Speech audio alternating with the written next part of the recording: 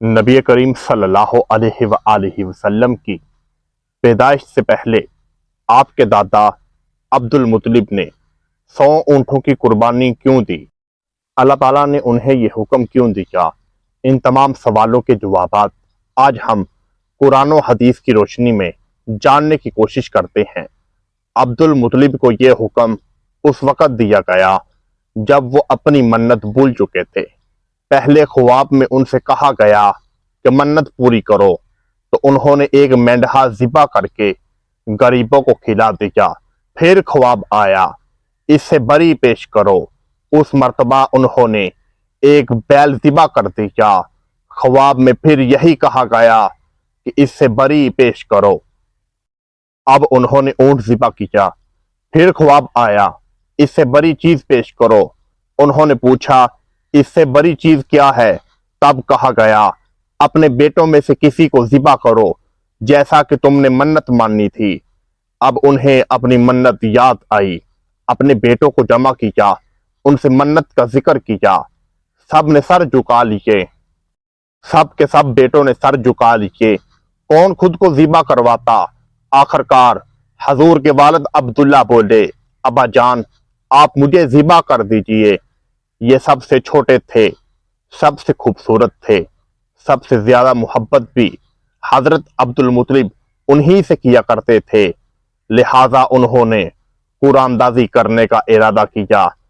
جب قرآن دازی کی پہلی پرچی اٹھائی گئی، اب انہوں نے دیکھا کہ جناب حضرت عبداللہ کا نام ہی نکلا ہے۔ انہوں نے چھری لی، عبداللہ کو بازو سے پکڑا اور انہیں ذبح کرنے کے لیے نیچے لٹا دیا۔ جو ہی باپ نے بیٹے کو لٹایا، عباس سے یہ ضبط نہ ہو سکا، فوری آگے بڑھے اور بائی کو کھینچ لیا۔ اس وقت یہ خود بھی چھوٹے سے تھے۔ ادھر باپ نے عبداللہ کو کھینچا، اس کھینچا تانی میں عبداللہ کے چہرے پر خراشیں بھی آ گئیں۔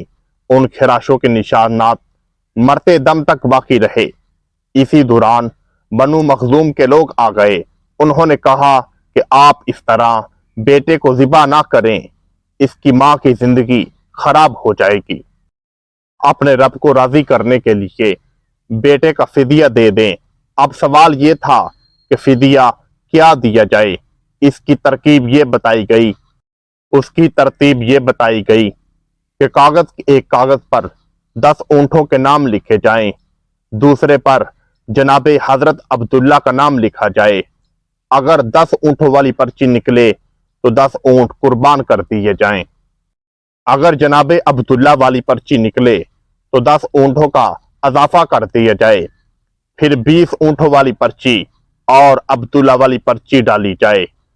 اگر 20 اونٹوں والی پرچی نکلے تو عبداللہ والی پرچی ڈالی جائے۔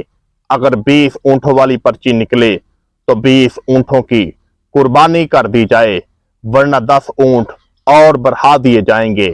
اس طرح 10 کر کے اونٹ بڑھاتے جائیں۔ جناب عبد المطلب نے ایسا ہی کیا، 10 اونٹ بڑھاتے چلے گئے۔ ہر بار عبداللہ کا نام ہی نکلتا، یہاں تک کہ حضور کے دادا حضرت عبد المطلب نے اپنے بیٹے حضرت عبداللہ کے لیے 100 اونٹ اللہ تعالیٰ کی راہ میں قربان کر دیے۔ تب کہیں جا کر جناب حضرت عبداللہ کے نام کی پرچی نکلی۔ اس طرح ان کی جان کے بدلے 100 اونٹوں کی قربانی کی گئی۔ جناب حضرت عبد المطلب کو اب پورا اطمینان ہو گیا کہ اللہ تعالیٰ نے 100 اونٹوں کی قربانی منظور کر لی۔ انہوں نے کعبے کے پاس 100 اونٹ ذبح کیے اور کسی کو کھانے سے نہ روکا۔ سب انسانوں، جانوروں اور پرندوں نے اس کھانے کو کھایا۔ امام ظاہری کہتے ہیں کہ عبد المطلب پہلے آدمی تھے جنہوں نے آدمی کی جان کی قیمت 100 اونٹوں سے دینے کا طریقہ شروع کیا۔ اس سے پہلے 10 اونٹ دیے جاتے تھے۔ اس کے بعد یہ طریقہ سارے عرب میں جاری ہو گیا، گویا قانون بن گیا کہ آدمی کا فدیہ 100 اونٹ ہے۔ نبی کریم صلی اللہ علیہ وآلہ وسلم کے سامنے جب یہ ذکر آیا تو آپ نے اس فدیہ کی تصدیق فرمائی، یعنی فرمایا کہ یہ درست ہے۔ اسی بنیاد پر नबी करीम सल्लल्लाहु अलैहि वसल्लम फरमाते हैं कि मैं दो ज़िबहों यानी हज़रत इस्माइल अलैहिस्सलाम और हज़रत अब्दुल्ला की औलाद में से हूँ। एक तरफ अल्लाह ताला ने अपने हबीब की तैयारी के लिए जनाबे हज़रत अब्दुल मुत्तलिब को कहा कि 100 ऊँटों की कुर्बानी करो, और दूसरी तरफ अल्लाह ताला ने हज़रत इब्राहीम अलैहिस्सलाम को हुक्म दिया कि अपने सबसे प्यारे बेटे हज़रत इस्माइल अलैहिस्सलाम को मक्का के वीरान पहाड़ों और जंगलों में छोड़कर चले जाओ। तो हज़रत इब्राहीम अलैहिस्सलाम ने ऐसा ही किया। उन्होंने अपने बेटे और जनाब हाजरा अलैहिस्सलाम को जंगल के वीरान इलाके में छोड़कर, जहां ना उस वक़्त पीने के लिए पानी था, ना ही कोई इंसान बसता था, एक वीरान और गुंजान आबाद इलाका था, अल्लाह के हुक्म से और कुछ दिन का खाना उन्हें अता कर कर वहां से लौट गए। चंद दिनों के बाद जब जनाबे हजरत हाजरा अलैहिस्सलाम से वो खाना खत्म हो गया, आपके बेटे जनाबे हजरत इस्माइल अलैहिस्सलाम को प्यास की तरफ और शिद्दत ने आन गेरा, तो जनाबे हाजरा अलैहिस्सलाम ने पानी की तलाश में उस पहाड़ के साथ चक्कर लगा दिए।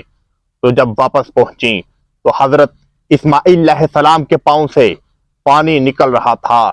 फिर अल्लाह ताला ने ऐलान कर दिया, फरिश्तों सुन लो, मेरे महबूब की महबूबा माँ ने इसके साथ चक्कर लगाए हैं। मैं ता कयामत तक इसको दुनिया के लिए एक मिसाल बना दूंगा।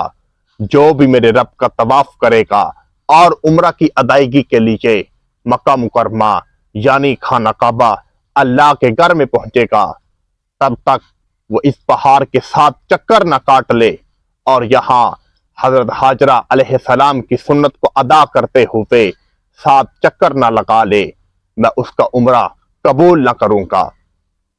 जनाबे हजरत इस्माइल अलैहिस्सलाम के पांव से पानी का निकलना और जाकर हजरत हाजरा अलैहिस्सलाम का वहां रहना, ये सिर्फ ताजदार बतहा नबी करीम सल्लल्लाहु अलैहि वसल्लम की आमद की तैयारियां थीं कि अल्लाह ने अपने महबूब के लिए अर्श व फर्श, ताजो महल, यहाँ तक कि दुनिया का हर कोना, हर जगह को सजा दिया।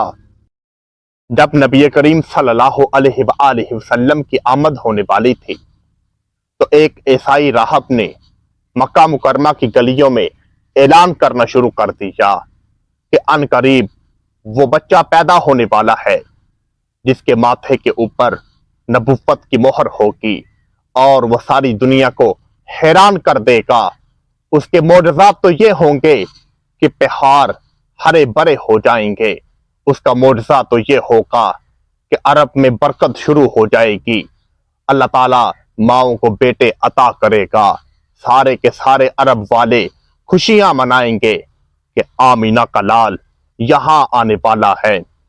बेशक अल्लाह ताला ने अपने महबूब हजरत मोहम्मद सल्लल्लाहु अलैहि वसल्लम की आमद से पहले ही सारी दुनिया को बताना शुरू कर दिया था। ये बात तो हजरत मूसा अलैहिस्सलाम ने भी कही, ये बात हजरत ईसा अलैहिस्सलाम ने अपनी कौम से भी कही कि मेरे जाने के बाद अहमद मुश्तबा व मोहम्मद मुस्तफ़ा सल्लल्लाहु अलैहि वसल्लम पैदा होने वाले हैं। हजरत ईसा अलैहिस्सलाम ने अपनी कौम को ऐलान किया कि अगर तुम में से कोई उनको पा ले तो उनका कलमा पढ़कर उन पर ईमान ले आए। और दूसरी तरफ अल्लाह ताला कुरान पाक में इरशाद फरमा रहा है, ए मेरे महबूब बंदो, अल्लाह ताला अपने नबियों से ऐलान कर रहा है कि एक वक्त ऐसा आएगा कि मैं दुनिया में एक अजीम हस्ती को भेज रहा हूं। अगर तुम उस वक्त दुनिया में मौजूद हो तो अपने जिक्रों को बंद करके सिर्फ मेरे नबी की इताअत करना। ये वादा अल्लाह ताला ने आम इंसानों से नहीं लिया बल्कि अपने अंबिया अलैहिस्सलाम और अपने नबियों से लिया और उन्हें यह हुक्म दिया कि जब मेरा महबूब नबी अहमद मुश्तबा व मोहम्मद मुस्तफ़ा सल्लल्लाहु अलैहि वसल्लम तशरीफ ले आए तो तुम अपना जिक्र बंद करके उनके तज़किरे करने शुरू कर देना। اللہ تعالیٰ سے دعا ہے کہ یا الہی اپنے حبیب کے صدقے ہمیں بھی اپنے نبی کی اطاعت اور جب تک ہماری زندگیاں باقی ہیں ان کا ذکر ہماری زبانوں پر نازل فرما۔